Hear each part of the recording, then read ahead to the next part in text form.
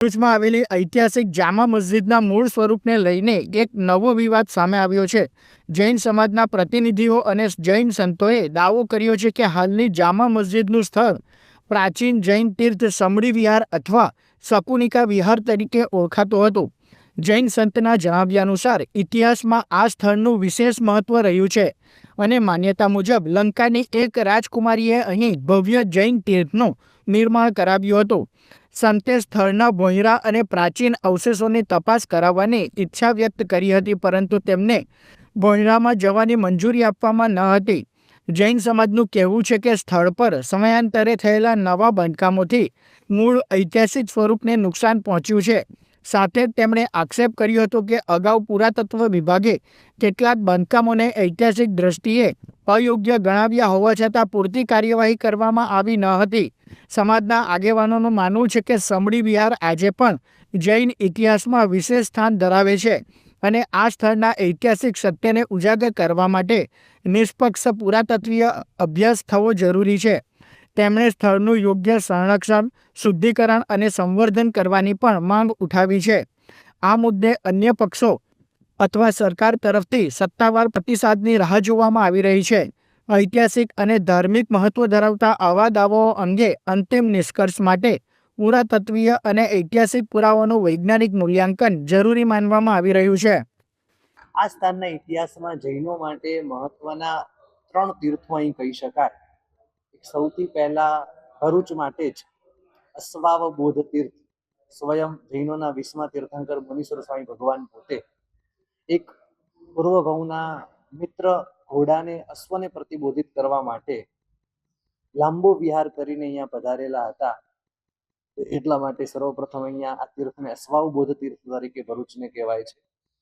બીજા નંબરની અંદર પ્રાયશ્ચિત તીર્થ તરીકે પણ કહેવાય છે કે પૂર્વકાલીન મહાત્માઓ જ્યારે લાગે જીવનમાં કોઈક નાના મોટા અપરાધ થયા હોય ત્યારે ભરૂચમાં આવીને મુનીશ્વર સ્વામી ભગવાનનો અઠ્ઠમ તપની આરાધના કરતા અને સાક્ષાત અધિષ્ઠાયક દેવો પ્રસન્ન થતા તેમને જણાવતા કે આ અપરાધ વગેરે થયેલું છે. તેઓ સિમંદર સ્વામી ભગવાન પાસે જતા અને ત્યાં જઈને પ્રોપર પ્રાયશ્ચિત લઈને આવતા. એટલા માટે ભરૂચ તીર્થને પ્રાયશ્ચિત તીર્થ તરીકે પણ કહ્યું છે. અને ત્રીજું પ્રસિદ્ધ છે સમડી વિહાર. ભરૂચની જ બાજુમાં જે જંગલની અંદર એક સમડી તાજી જ નવી જેમણે પ્રસૂતિ આપેલી હતી અને એક શિકારી દ્વારા એના ઉપર બાણ ચલાવવામાં આવ્યું, ઘાયલ થઈ ગઈ અને ઘાયલ થયા પછી સહજ જૈન શ્રમણો ત્યાંથી વિહાર કરતા કરતા આગળ વધી રહ્યા હતા અને એ વખતે એમને લાગ્યું કે આ જીવ હમણાં જ મૃત્યુ પામવાની તૈયારીમાં છે. અંત સમયે તેમને નમસ્કાર મહામંત્રનું સ્મરણ કરાવ્યું. સાથે સાથે સમડીને પણ સંતોના દર્શન થયા, જેનાથી તેને અંત સમયે સમાધિ મૃત્યુ મળી અને ત્યાંથી તે લંકાની રાજકુમારી થઈ. ત્યાં રાજસભામાં બેઠા પછી એને ખબર પડી, કોઈક શ્રેષ્ઠી જોરથી છીક આવતા નમો હરિયંતાણું બોલ્યું, યાદ આવ્યું ક્યાંક આ મેં સાંભળ્યું છે એમ કરતા એને પુરુષ ભવનું જાતિ સ્મરણ જ્ઞાન થયું. અને પછી ખબર પડી અહીંયા ભરૂચની પાસે અહીંયા એક જૈન શ્રમણના નમસ્કાર મહામંત્રના સંભળાવવાથી મારું મૃત્યુ થયું હતું. પણ એક સમડી હોવા છતાં આવા ભગવાનની કૃપાથી, ભગવાનના પ્રભાવે છે હું રાજકુમારી બની છું, તો પોતે ત્યાંથી ઘણી બધી સંપત્તિ લઈને અહીંયા આવે છે અને એક ભવ્ય તીર્થનું નિર્માણ કરે છે. આમાંનું સમડી વિહાર, શકુનિકા વિહાર પણ આનું નામ કર્યું છે. આ તીર્થનો ભવ્ય ઇતિહાસ એટલે અમે ખાલી સાંભળ્યું છે. આજે પણ સવારે અમે જામા મસ્જિદ જોવા માટે ગયેલા હતા.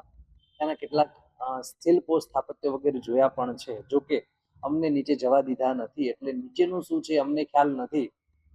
પણ સંત સાથે, મહાત્મા સાથે પણ ચર્ચા કર્યા પછી લાગ્યું, એટલે એમના ગયા પ્રમાણે નીચે મૂર્તિ વગેરે હોઈ શકે એવી પૂરી સંભાવના છે એવું વિચારીએ છીએ.